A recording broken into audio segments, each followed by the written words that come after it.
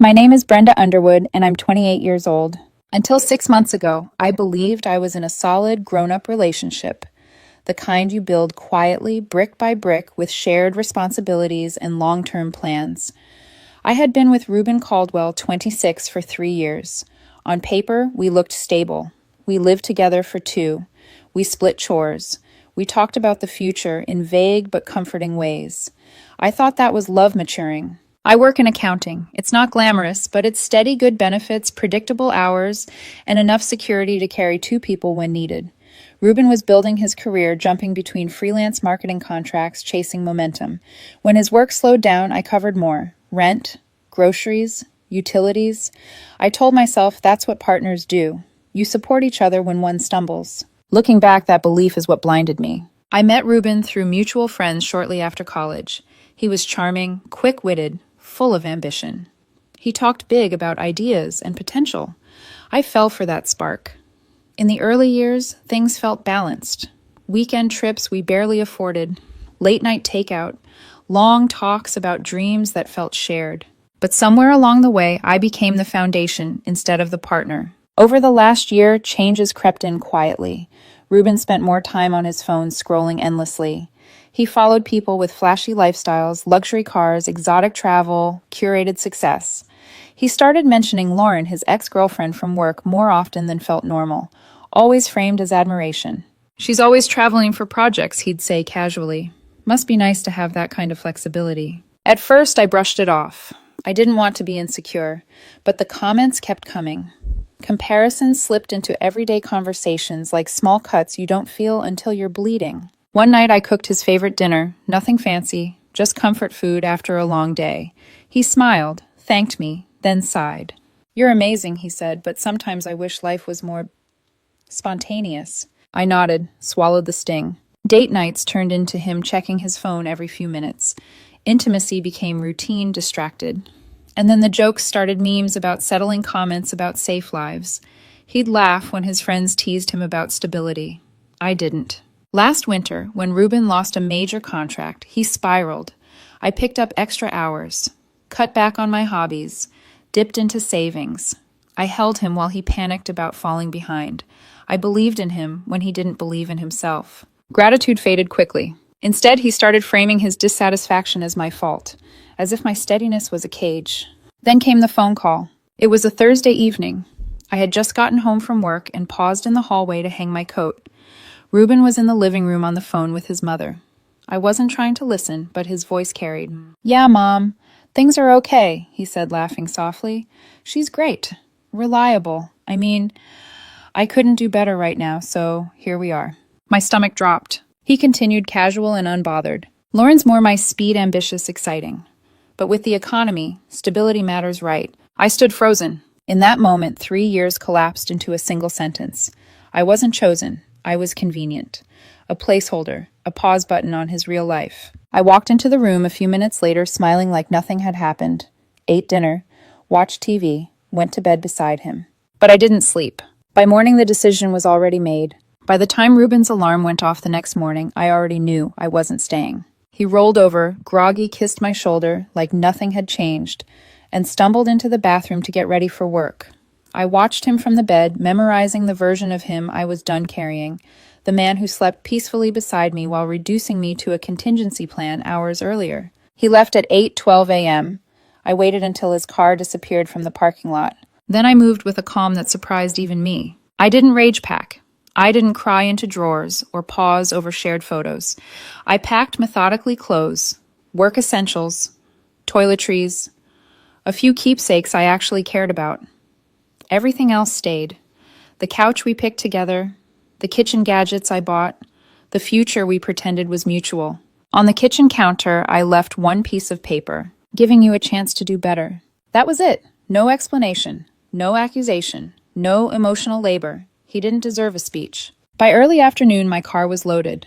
My hands shook when I turned the key, not from doubt, but from adrenaline. Leaving without confrontation felt almost unreal, like walking out of a burning building without looking back. I drove straight to my friend Rachel Morgan's place. She didn't ask questions when I showed up unannounced. Just took one look at my face, grabbed my overnight bag, and said, "You can stay as long as you need." I turned my phone off for the first few hours. I needed silent space to let the shock settle into something I could carry. When I finally powered it back on, the screen exploded. Missed calls, texts, voicemails. The first message came an hour after Ruben got home. Hey, where are you? Did something happen at work? 10 minutes later. Okay, this isn't funny. Call me. Then another. Brenda, seriously. What's going on? By evening, the tone shifted. Confusion turned to irritation. I listened to the first voicemail while sitting on Rachel's couch staring at the wall. Hey, babe, Ruben said, voice tight. I got home and your stuff's gone. What the hell? Did I do something? Call me back. I'm worried. Worried. I almost laughed. Worried about losing his safety net, maybe. The next voicemail came an hour later. All right, I saw the note. Giving you a chance to do better. What does that even mean? Are you really breaking up with me over nothing? We need to talk about this like adults. Like adults. As if adults treated their partners like placeholders. The messages kept coming. His voice climbed from frustration to panic. Okay, wait, he said in the next one, softer now. Did you hear that call with my mom? Because that was just venting. You know how she gets. You're taking this way too seriously. There it was. The minimization. The rewrite. You're not a backup plan, he continued. You're my partner. But come on, our life's been routine. I need more excitement sometimes. That's not a crime. Lauren just gets that, she listens. I felt something in me go quiet. I typed one response. Just one. It's over. I'll arrange to get the rest of my things later. Take care. His reply came instantly. What no? You can't just do this. We built a life together. I love you. Doesn't that count? You're being so cold. Cold. After 3 years of carrying him cold was the least of it. I blocked his number temporarily, not out of cruelty, but self-preservation. I needed distance to keep my resolve intact. That night, lying on Rachel's couch, the unfairness hit hard. I replayed every compromise, every promotion opportunity I'd declined because relocating would disrupt his career, every connection I'd shared to help him network, every moment I'd chosen us over myself. All of it just to be good enough for now. By morning, the ache had settled into something steadier. I wasn't confused anymore. I was done. Ruben didn't respect silence. 3 days after I left, he showed up at Rachel's apartment. I hadn't told him where I was staying, not directly, but months earlier, during one of those casual, half-asleep conversations couples have, I'd mentioned crashing there once during a blackout. I should have known he'd remember. He always remembered things when they served him. Rachel knocked on the door softly. Brenda, he's here. My stomach tightened, but not with fear, with resignation. Let him in, I said. I don't want this dragged out. Ruben walked in looking wrecked. Wrinkled jacket, dark circles under his eyes, the kind of disheveled that was meant to signal suffering. He stopped short when he saw me sitting on the couch, arms crossed, calm. Thank God, he said, exhaling sharply. You scared me. That was his opening line, not I'm sorry, not I hurt you, just how he felt. We need to talk, he said, already pacing. This is insane. You disappeared without a word, over a misunderstanding. It wasn't a misunderstanding, I replied evenly. He froze. So you did hear it. I held his gaze, every word. Ruben ran a hand through his hair, frustration flashing across his face before he caught himself. Then came the pivot. Okay, fine. I said some dumb things, he admitted, but you're blowing this way out of proportion. That call wasn't about you. It was about me feeling stuck. Interesting, I said, because I heard my value summarized in one sentence. He sighed dramatically.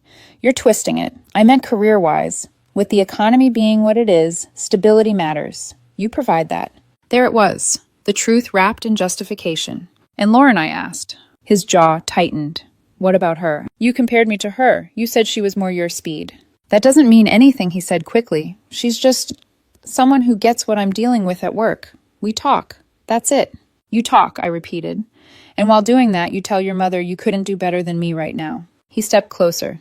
Brenda, come on. I choose you. I've always chosen you. No, I said quietly. You settled for me. The word landed harder than any accusation. Ruben's face flushed. That's not fair. What's not fair, I said, standing up, is carrying someone who sees you as temporary. He softened then.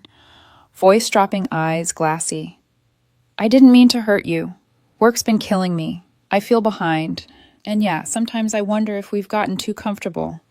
But that doesn't mean I don't love you. Love. He used it like a bandage. You're the best partner I've ever had, he continued. But Lauren, she challenges me, makes me think bigger. There it was, again, praising me while admitting she was the spark. I nodded slowly. You just explained exactly why this is over. He reached for my arm. Wait. No. We can fix this. I'll cut back on social media. Plan trips. Be more present. Just don't walk away like this. Like this, as if dignity were dramatic. I gently pulled my arm free. You didn't lose me when I left.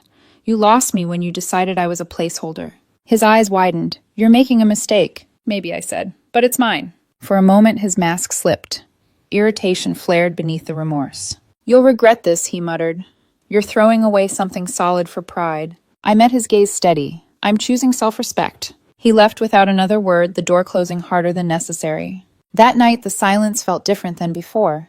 Heavier, but cleaner. The confusion was gone. In its place was clarity sharp enough to sting. I cried once. Just once. Not for him, but for the version of myself who thought being chosen later was enough. By morning, even that grief had loosened its grip. I wasn't a backup plan, and I wasn't going back. The weeks after Ruben left Rachel's apartment blurred together in a way I hadn't expected. Not because I was lost, but because I was rebuilding. I found a small studio on the quieter side of the city. Nothing flashy. Clean lines, good light, a window that faced a row of trees instead of traffic. The first night I slept there alone on a mattress on the floor, I felt something I hadn't felt in years. Peace. No one scrolling beside me. No passive sighs. No subtle reminders that I wasn't exciting enough. Work became my anchor. The hours I used to rush through so I could get home and support Ruben. I leaned into them now. Took on projects I'd once passed up. Spoke up in meetings. My manager noticed. Within a month, I was promoted to senior accountant. The raise helped. The validation mattered more. I reclaimed the parts of myself I'd downsized. Weekend hikes, solo coffee mornings, journaling late at night, not about him, but about me. The patterns I ignored, the compromises I normalized. Writing it down stripped the shame away. His choices were not my failure. I blocked Ruben everywhere. I didn't stalk his social media. I didn't ask mutual friends for updates. But life has a way of letting truth seep in anyway. About a month after I left Hannah, a mutual friend from college mentioned it casually over drinks. Ruben's with Lauren now, she said, watching my reaction carefully. Pretty much right after you moved out.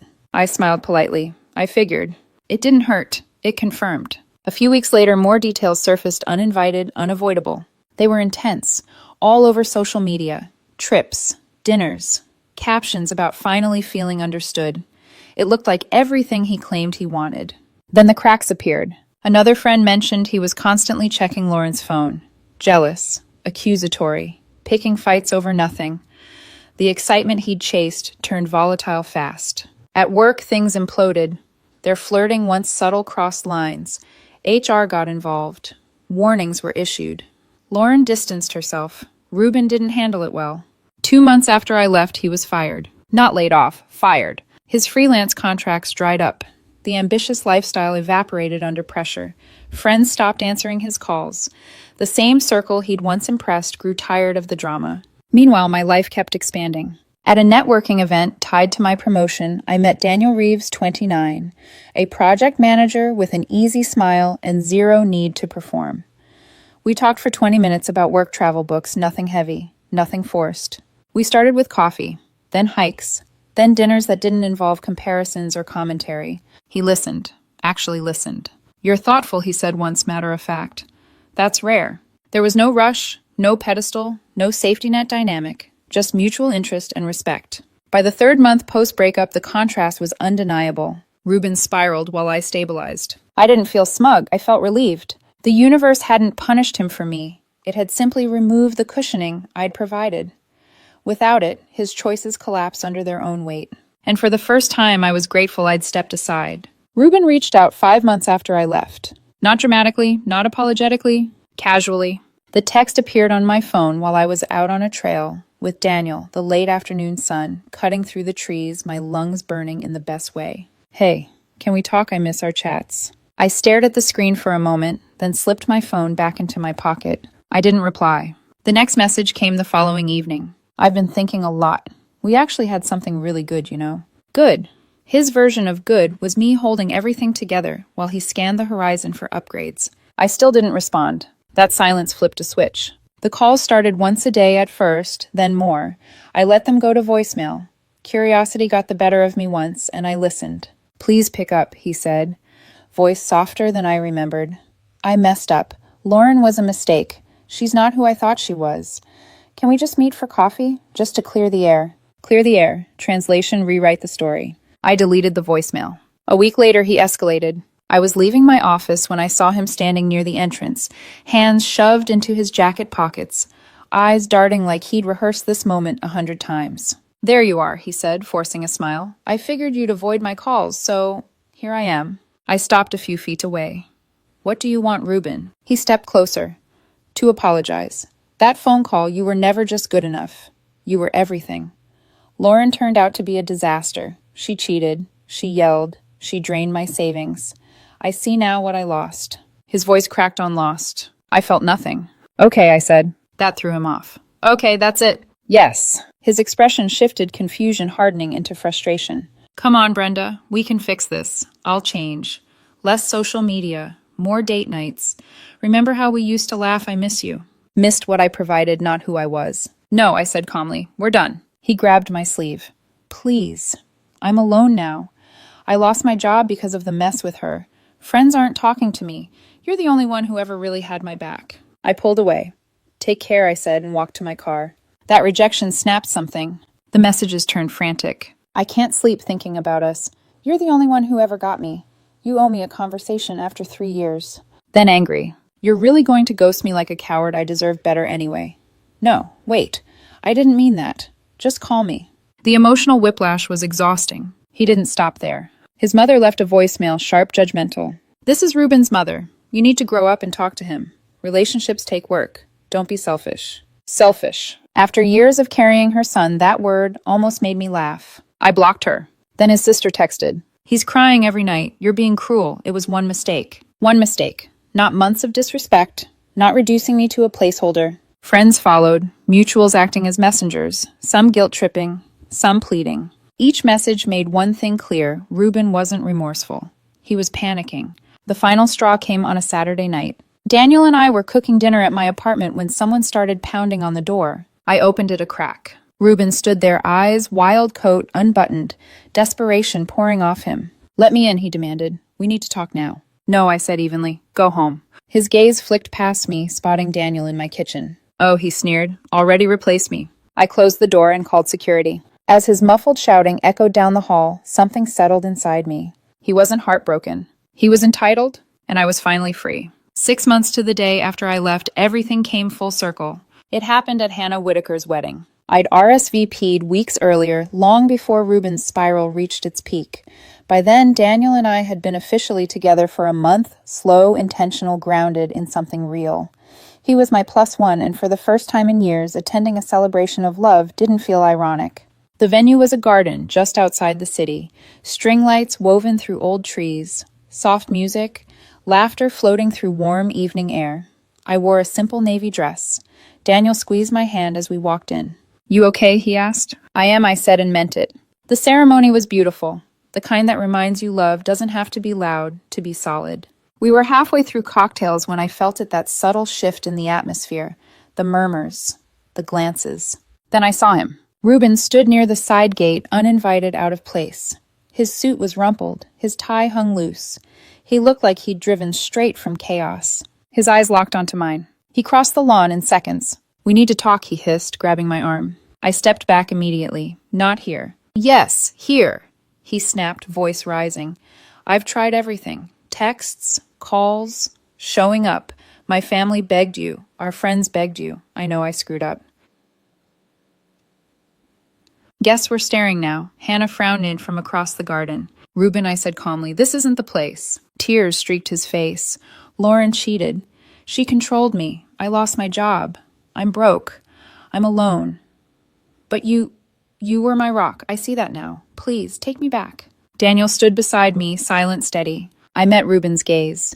You said you couldn't do better at the time, so I gave you the chance. His face crumpled. Don't throw that in my face. I'm not, I said. I'm closing the loop. He reached for me again. I love you. Doesn't that mean anything? It did, I replied, before you made me irrelevant. I turned slightly, lacing my fingers with Daniel's. Ruben. This is my boyfriend. Daniel nodded politely. I'm happy, I continued. My life is full. I've done better. The power shift hit him all at once. He looked around at the guests, at the whispers, at the celebration he'd disrupted. "You're really done," he said weakly. "Yes." For a long moment, he stood there exposed. Then he turned and walked away through the side gate, shoulders shaking. The music resumed. Conversations picked back up. Hannah found me later. "I'm sorry," she said quietly. "I told him not to come." "It's okay," I said. "It's over." As Daniel and I left the garden, hand in hand, I felt something